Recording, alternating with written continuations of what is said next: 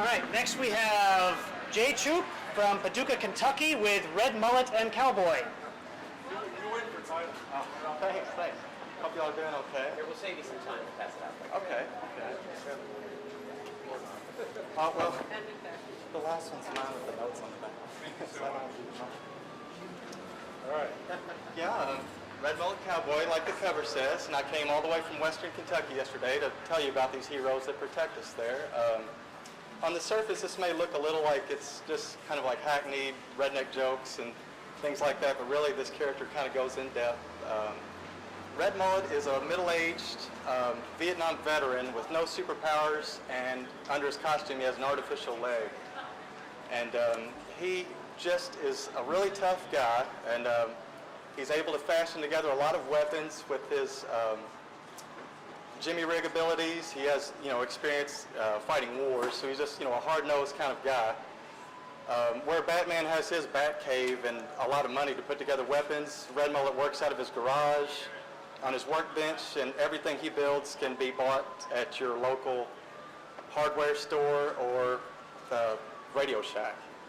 So that's his story. Sometimes he technically has no superpowers, but sometimes he'll have a little Vietnam flashback if he gets in trouble and go into a berserker mode and take out everybody in the room. But he hates when these fits overcome him, and he just kind of wants to stop these. And Cowboy is the son of a dairy farmer who lost the family dairy farm to make way for big business.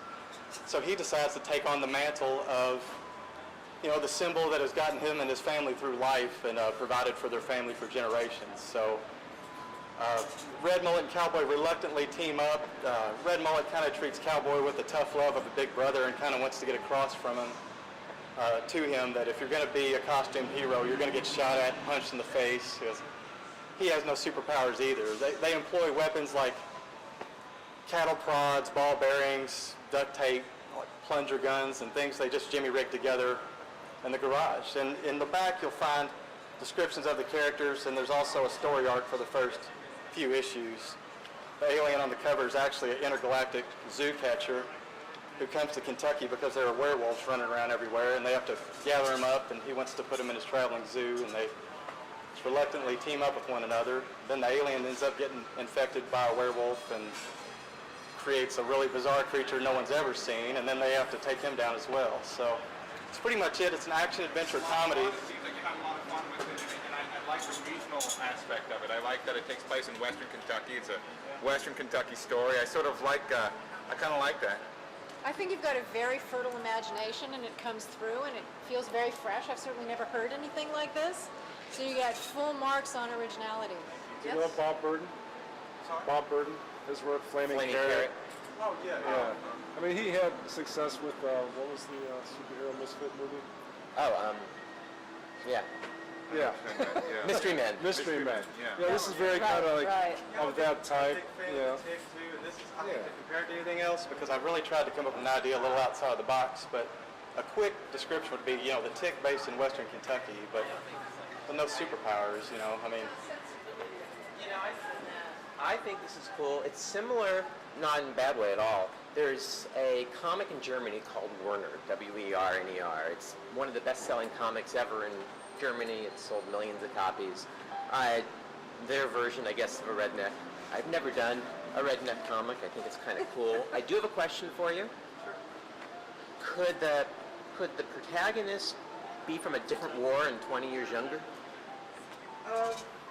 Yeah, but I just kind of wanted to make him so vulnerable, like he's just a burnt-out shell of a hero. He's in his mid-50s, he doesn't have muscles, he's got an artificial leg, middle-aged spread. I just kind of wanted to make it like this guy is a guy that can take a bullet but have to go back to his own garage and pull it out with a pair of pliers. I mean, I know people like that because I live in Western Kentucky, and I know people that are, really just like self-reliant, kind of industrious people that work on their own cars and grow their own food and things like that. So I thought, this guy, yeah, that's good too.